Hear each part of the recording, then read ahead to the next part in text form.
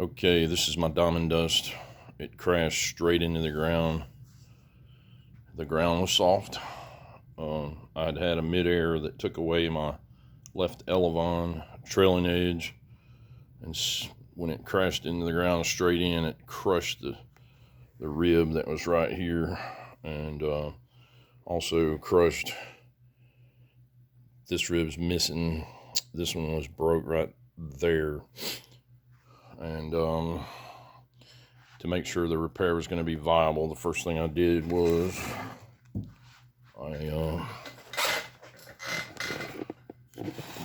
I brought it all together, joined it right here, and then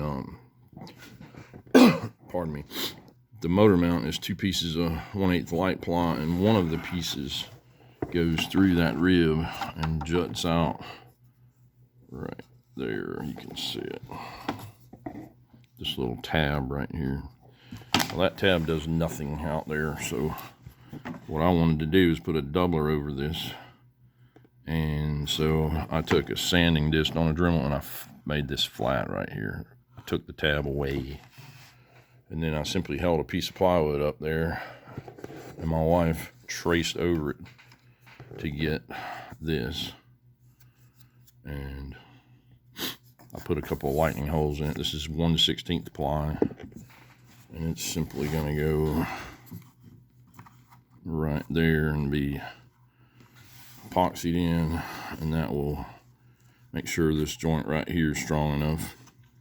Then I'm also going to put a piece of balsa triangular stock in that corner from the bottom sheeting up to the top of the rib, and that'll seal the deal on that particular rib right there. Everything else seems to be in pretty good alignment. The rib on this side is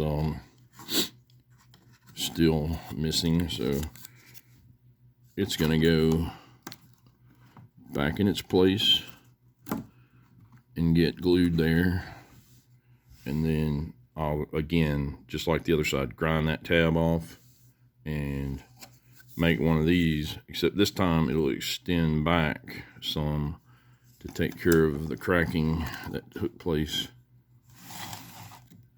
like here, to span that gap with one of these doublers. See, I traced this first one right there, and these 2 little tabs signify that the new one, the next one's got to go further back to cover up that crack. And then that rib, I don't know if you know this, but this plane's called a diamond dust, and the reason it's called that is because the airfoil is a diamond shape, and so I didn't want to get the plans down. It was just way up on top of my pile. It involved ladders. So what I did is I just did the math. I took measurements of that rib and I drew it out. I actually drew it on the wood, but that's it right there. And after I cut it out of the wood where I drew it, I traced it to that paper just so I'll have a copy of it. And here's the finished rib, 1/8 light ply. Doesn't actually have a hole on this end.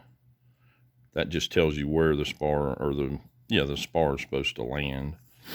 And this back one does slip on. So another thing I want to show you is, I don't usually have a bunch of parts to go on. I usually glue them on as I go, but I was trying to let y'all see how I was doing this. I always mark, like it says inside here, and the arrow pointing. Obviously, the arrow pointing forward is pretty easy to figure out, but it's just something I do on all parts in case, you get confused. So this is a gusset. It goes up here. There's my little arrow pointing forward, and it glues to this spar right here, and the spar is round, so I had to put a radius pocket right there so that you get better glue, surface joint, whatever. So when I put that there, and put the radius where it goes and the arrow where it goes, and I just shove that up in there. It actually stays. That's how good of a fit it is. And also the grain is supposed to go the direction I have it, unlike the grain on this one, which was actually going fore aft. Should have been going like those lines I drew on there. So anyway, it's all still going to be very viable. I'll get these two items glued in, and I'll put this one on there, put another ply doubler on it, put the little triangular stock in the corner here, grind that off before I put the doubler on. And then this piece right here is all chewed up, and it went somewhere. I think it goes like that. But that whole deal is just destroyed, so I'm gonna glue this crack up right here. Push down like that, glue that crack. And then I'm just gonna kind of square this shit off and make a new rib to go there, and then that'll get resheeted later. Fuel tank compartments here. The front fuel tank support got jerked out. When I resheet the bottom, that'll fix that. Really doesn't take that long. And then on the rib, even the wingtip was popped loose. There was some glue on here I had to get off. Here's my new rib I made, and it slips up on here. And it's a two-piece spar. It has a joint right there, so it's bigger here. This piece slips up inside it. That also tells you where this belongs. It bangs up against the bigger tube, and then up here it slips behind the leading edge, and might have to make a couple adjustments there, but for the most part, voila, it gets glued up like that. And so now we're starting to have something when all that stuff's glued on.